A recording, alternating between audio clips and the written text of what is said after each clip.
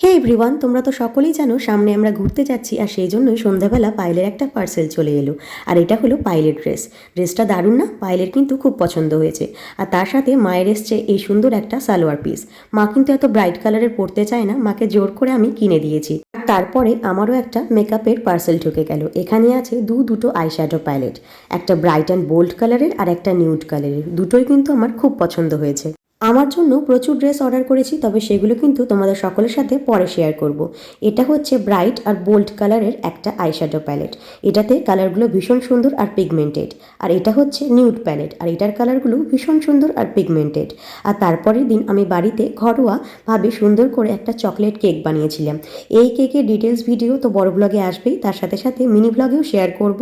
আর সামনে আমাদের ঘুরতে যাওয়ার ভিডিও কিন্তু অলরেডি আসতে চলেছে, তাই চ্যানেলটা অগ্রিম সাবস্ক্রাইব করে রাখতে ভুলো না। আর ভিডিওটা ভালো লাগলে লাইক করো। দেখা হচ্ছে তোমাদের সাথে পরের কোনো ব্লগে।